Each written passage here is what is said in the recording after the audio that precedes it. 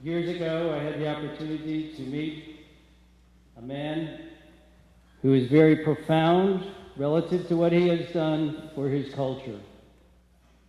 The R. Carlos Nakai of Navajo Ute heritage.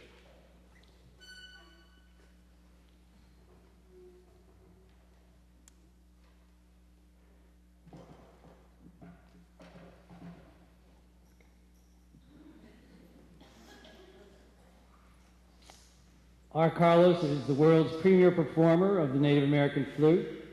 Originally, he trained in trumpet and music theory. Nakai has given a traditional cedar wooden flute as a gift and was challenged to see what he could do with it.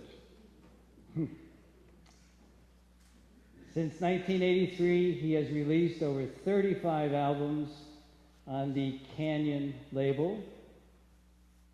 In addition to his solo appearances throughout the United States, Europe, and Japan, R. Carlos Nakai has worked with guitarist William Eaton, flutist Paul Horn, composers James DeMars and Philip Glass in various symphony orchestras. To see the Native American flute be the lead instrument of a symphony orchestra is truly an amazing, amazing event to bear witness to, which I went up in Littleton, Massachusetts to hear R. Carlos perform. While well grounded in the traditional uses of the Native American flute, Nakai has explored new musical settings, including New Age, world beat, jazz, and classical with the Native American flute. His cross-cultural collaborations have included an album with the Wind Traveling Band, a Japanese folk ensemble, and Tibetan flutist and singer Nawang Yichong. On several productions, including Nakai has sold millions of albums around the world and has earned 2 gold records for Canyon Trilogy and Earth Spirit, and has received 8 Grammy nominations. Nakai's career has been shaped by desire to communicate a sense of Native American culture and society that transcends the common stereotypes presented in mass media about the Native American Indian. And last summer, I had the opportunity to spend more than a week along a river with R. Carlos Nakai and a group of small flutists to study his technique of the Native American flute. So ladies and gentlemen, I introduce to you R. Carlos Nakai.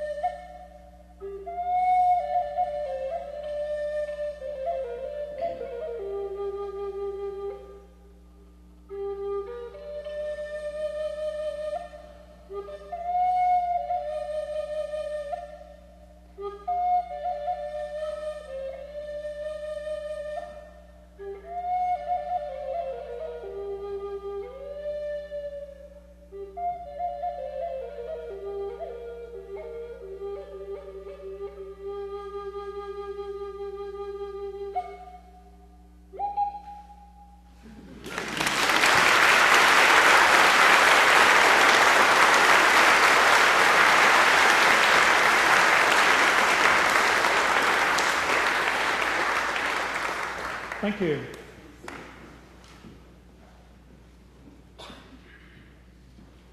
A very simple instrument made from a nut shell, piece of fishing string. There are many different words and ways to describe this instrument, but it's basically what they call a bull roarer. In other words, it makes the sound of the wind. It makes the sound of water moving. It makes the sound of maybe the spirit of an individual as it moves through the world, our thoughts. It's used in all cultures on the planet, anywhere from my Celtic heritage all the way down to the Polynesians that inhabit all the Pacific, which are also the origins for the American Indians. And here it is. I used it today because I went to a special place. I heard about this place, Martha's Vineyard, from William after he had been to the flute workshop and said, "Will you come here and visit me?" I said, "Yeah. Summertimes we drive out to the end of the Cape, and there might be a time when I can stop by and visit." So here I am.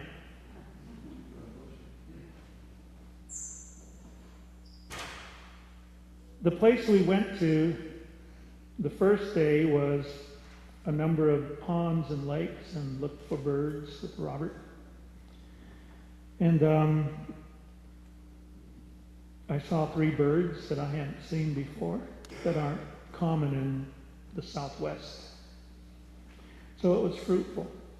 Of course, we saw the most common of all the predators, or the raptors, the red-tailed hawk, but we couldn't identify how many or which one of the 20 varieties of red-tailed hawk it was because it was flying with its tail closed.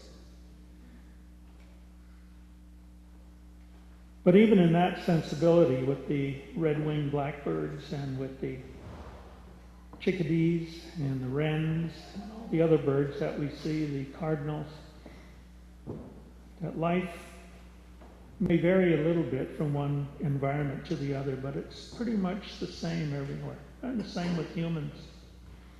We sing for dreams. We sing about things that maybe we can influence once in a while. And we make things out of things that come from the earth so that we can speak, as they say in our old stories, to the power of all life. There are many words for all life. For mine, as a scientist, of course, it's the periodic table of the elements. That's God. And everything on the planet inhabits that chart. It's the most sacred thing that I know of, Because that circle is a circle that's carried by many native tribes too, on the plains. Circle of family, circle of belonging, circle of an individual with the crossroads that are 3-dimensional, which also come in and out, come towards and away from an individual, like a ball, like a golf ball. Because I'm a golfer too. And that circle is also broken into sections of family, friends, professions, dreams. And then the part that we can't see, I think, are the understandings and ideas that we gain when we move in the environment, like we did out at the lighthouses. First there was one near here, and then one out at, what do they call it, Gay Point? Gay Head, yeah. It has another name, it's like, oh, okay.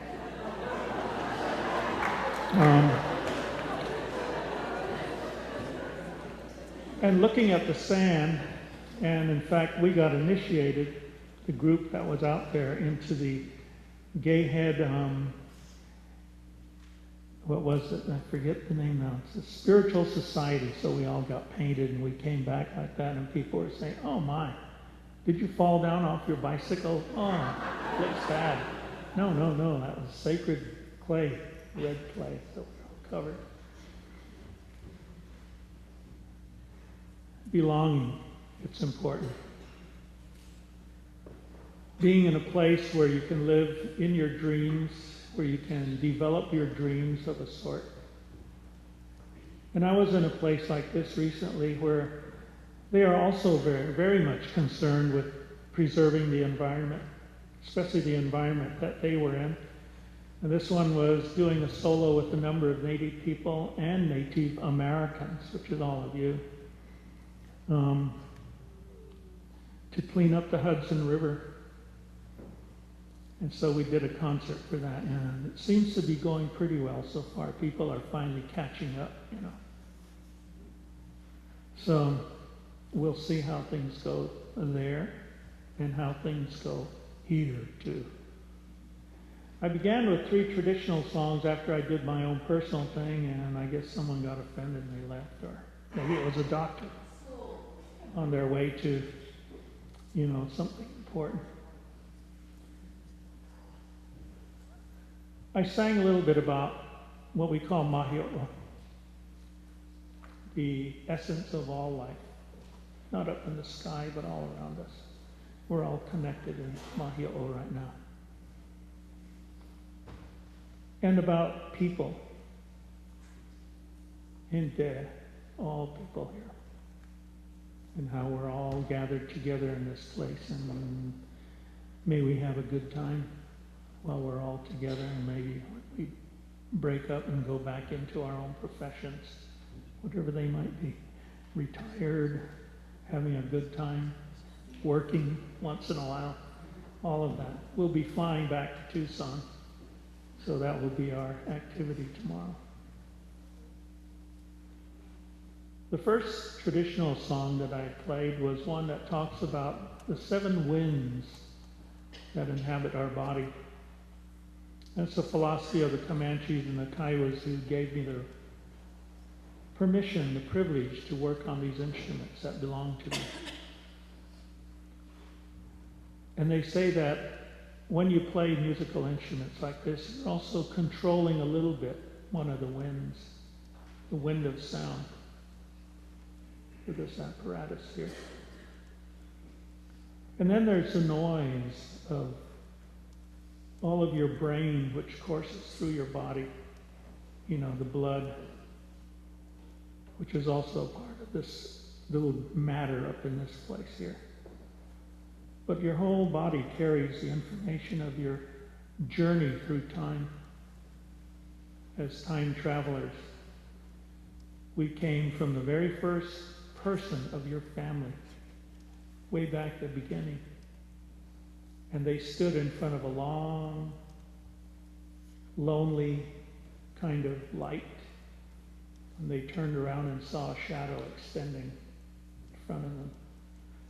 And that's the shadow that we're still trying to divine where it ends. Because now when we turn to the light and we turn around, we see the shadow behind us. What is in that shadow that we can utilize? It's our family's history, not the history of the culture as a whole, because no one can represent a culture, but only our family. And how, as all of us as Native Americans, we're all multicultural too. So we have many families that we belong to. And that's great power. Great power. Many philosophies, many ways of being, many musical instruments, many ways to explain oneself of being here, many ways to follow your dream. There are no teachers of this except yourself. And when you find out what your dream is, then it's really a good thing, because then you will know the roadmap that you travel upon and how you are instructed to always have a good time. So all of that comes in that little simple flute song. That's a long philosophy. And even the song itself is supposed to be played 4 times. I can't do that. We'd be here all night. The second one was a story about a historical experience that happened in the world's largest, highest alpine valley in Colorado called the San Luis Valley. It's named for many tribes who would go there in the old days.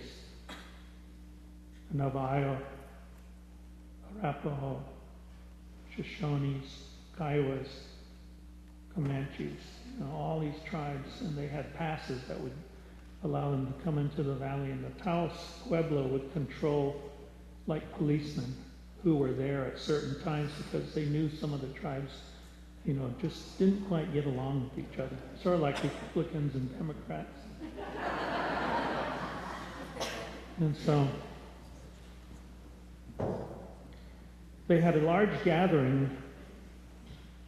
There is no exact date for when this gathering occurred, but it rained, and if you've ever worn any handmade leather, it tends to go back to what it was before. And so all these things got ruined. They didn't know what to do, and people were arguing with each other, And so Taos Pueblo put on probably one of the first Geronimo dances, and they invited everyone down to the Pueblo, and they put out all the stores of food that they had, cooked up all the corn and the beans and all the meat and the chilies, and they had this huge feast, and then tribes would come and sing, and they gathered together and had that. And it's called Rainy Nights in Taos. And the third one is one that I do regardless of where I'm at. And it's a song for Venus, the evening star. And then when Venus comes up in the morning, then it's a song for the morning star. And you play that song, recognizing the fact that we, as humans, have always gauged the changes from one day to the next and how we move from one valley or plain or mountain community to another by using the stars to navigate life. I'm moving back to Hawaii soon, and even there I'm hoping that I'll be able to go on the large seagoing outriggers that they have there, 2 of them. And we'll be navigating only by the stars. There are no GPS or compasses anywhere on the ship. It's all by little charts that look like woven bamboo pieces, and you hold those up to the horizon, and when a certain star rises, then you turn the chart over and you see what you're supposed to do next. Either turn port or starboard, or something will appear in the water. And so you get to know all of that. So that'll be an adventure in itself. So I think that's the reason why William invited me here, because I talk about that stuff all the time. We were out there. I went out to the water all by myself, and I did my chant for Pele, which I'm supposed to do because I'm a honu, a turtle, seagoing turtle. And that's my amakua, or the sign that I carry, so people will know what family I belong to. And I chanted for Pele with my stones, little ili ili. And then I finished. And then I called everyone together. We should do that up here on the stage and show them how to do that, how to develop your voice, So the tradition, it's there all the time. But what you do with it in the contemporary world is important. Communicating.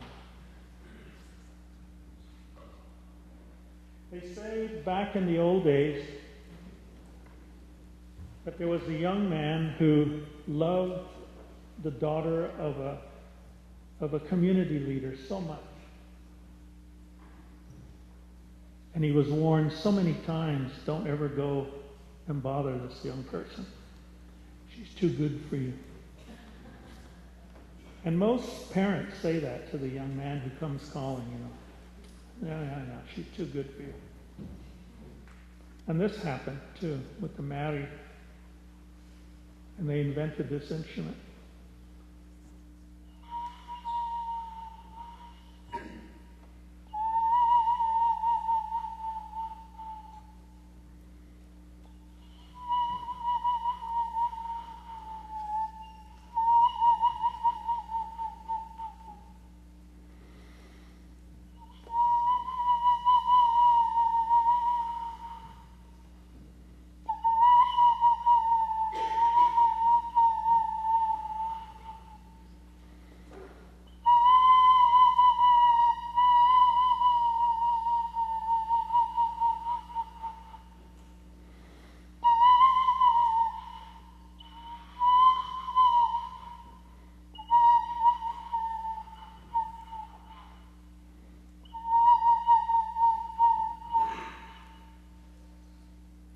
supposed to be the sound of a young lady or a young man pining away for their lost love.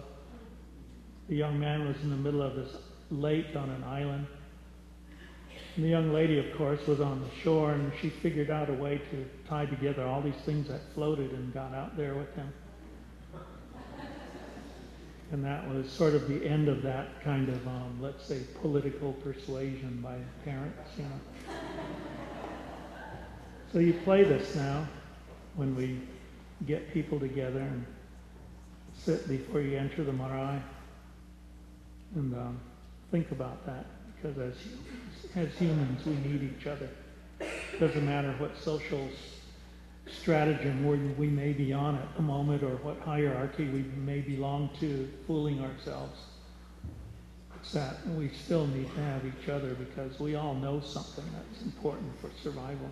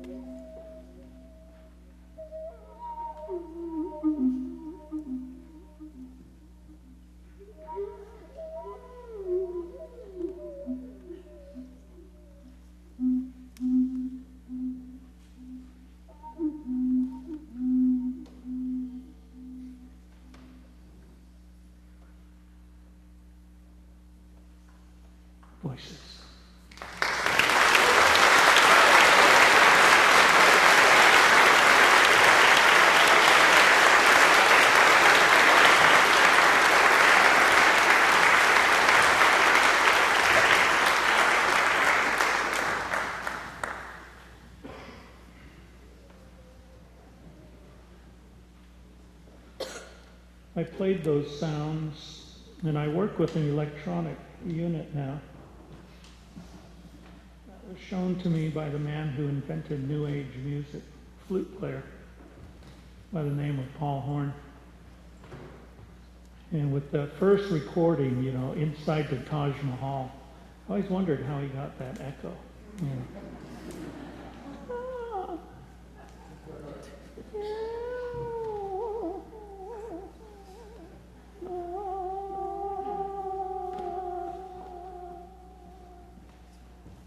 I tell people all my canyons now are in this little box. So we don't have to get on a bus and go to Canyon de Chelly or Monument Valley, you know, or the goosenecks in Utah. It's all right here, so we can utilize this now. It was an amazing boon to me because we used to go and try to record, you know, and at that time the ideal outdoor recording equipment that people had available to them was a little Panasonic cassette recorder, you know, those little rectangular things you carried around.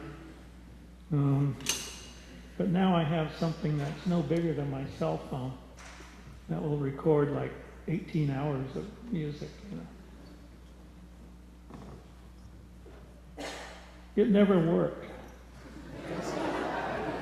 until I got this. And so now we sweeten up all those natural sounds. We did a recording inside Monument Valley and then inside Canyon de Chelly. And we sweeten that natural return echo with equipment like this. And it just makes it like, God, I can feel like I'm really there. And even the raven call that we recorded, you know, was like that because we kept going and they wanted to stop and I just keep rolling. Paul was playing and then he stopped and it just kept going, you know. It was really neat. So the raven talked. No wonder it was always regarded as, well, Franklin always wanted it as the national bird of the Americas, you know, because it just never stops talking.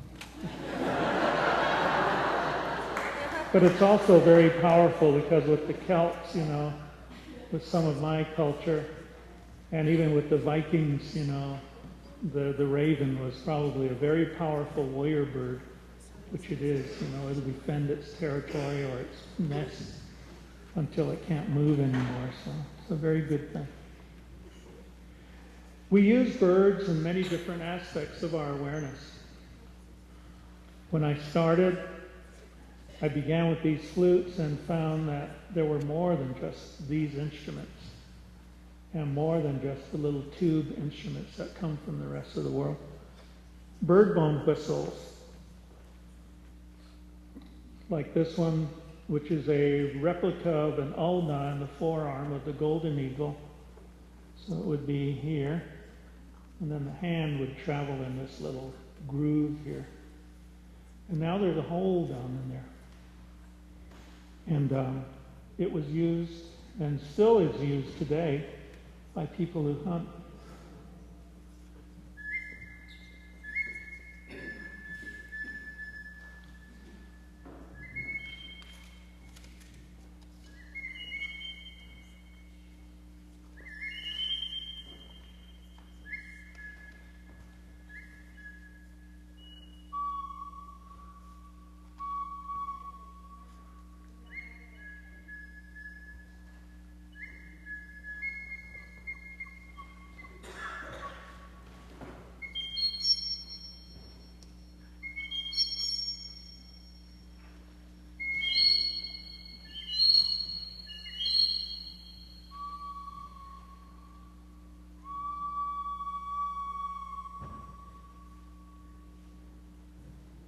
So these instruments come in very handy at times. Lakotas, Comanches, Kiowas, and other Plains tribes, the Pawnees, Oto, they used these in World War II when they were mapping the structure of the shoreline for the beginning of D-Day. And there are stories in the German history of that period in time when it was very strange, but the birds were whistling all night. And we kept hearing birds, and birds that normally aren't out at night would make these noises, and we very strange, very strange. And they were those native rangers, before there were even rangers, who were out there crawling around and making pictures or drawing, diagrams of where all the emplacements were. And then they went back to the ships and said, this is what it is. This is where all these things are. And then they would fly over and photograph and go, for sure, that's where everything was. And they were using these little eagle bone whistles.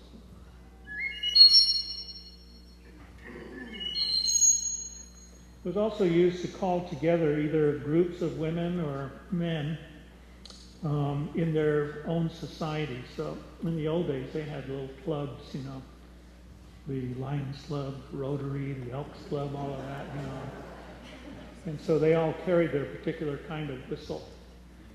And for young people, of course, young men and young women wore these because they're hunting whistles.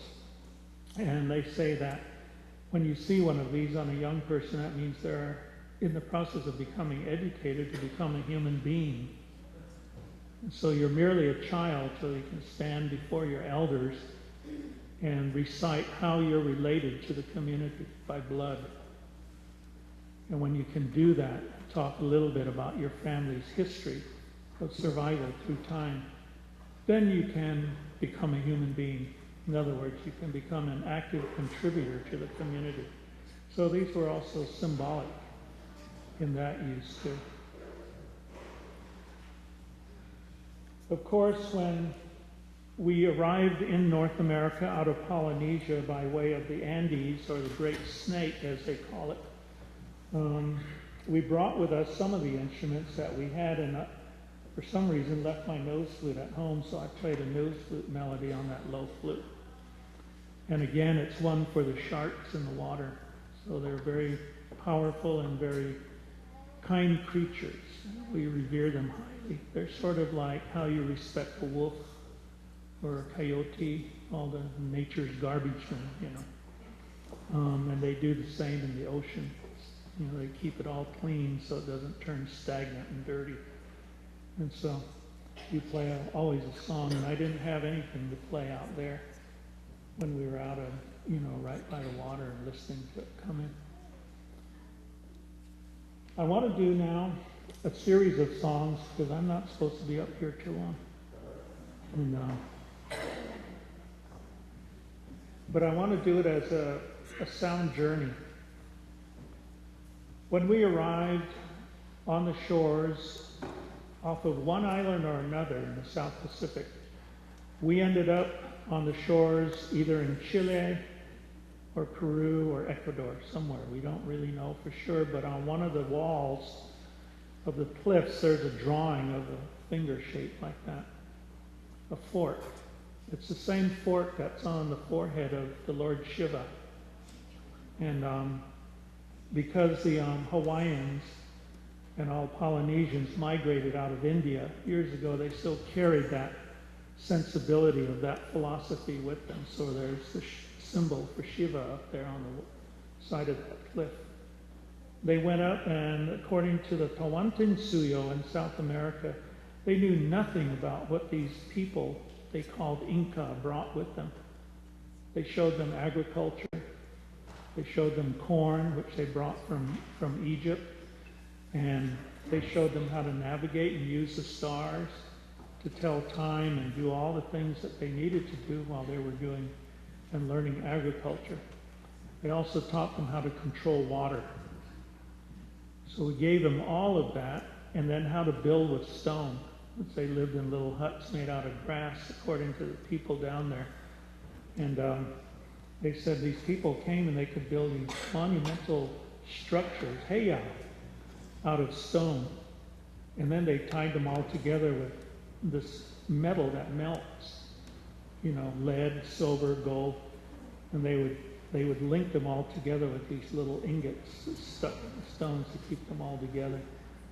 And they said they also had a technology where they could take some plants that they took out of our jungles and out of the ocean, and they would mix it together and mix it with the stone, and it would melt it. And then they would build a form and pour that stone back down, and it would solidify. Very hard, just like it was originally, but it would make perfect lines that they could bring all the stones right together, and you couldn't put, anything between them. And I said, "You mean concrete, cement?" I guess so, but we don't know. I said, "Well, if you found out that, then we could have a real boon in the construction industry. We wouldn't have to be using lime and all of that, and melt stone with this material." So all of that has been lost over time. When they arrived and quit being Inca,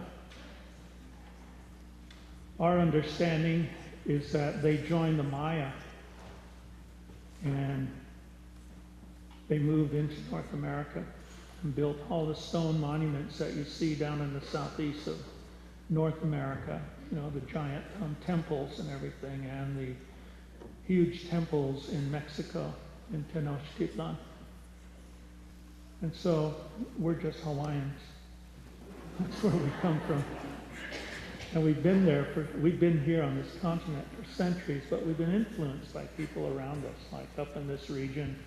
The Vikings used to come to Vineyard, but they never wanted to live here because they had their own homes over there, and they had little settlements all along the coast here, all the way down to Florida, as it's known today, and put up little stelae of writings that we were here, the dates and everything in runic script, all the way down by the Mississippi River and St. Louis and all those places. You see these runes stuck in the ground, little things, that say these Celts were here, the Vikings were here. So they've been all through this place already, and they probably influenced all of us in our different ways, as how to live on the land. So I'm going to do that, and it's just for you. And thanks everyone for being here this evening, and for William Marks and Robert back there, the bird band. If you haven't been on one of his bird tours, you should go. And and the singers. I did this only one other time with a choral group. That was really neat. Like assembled everyone. Voice of humanity. Just for you.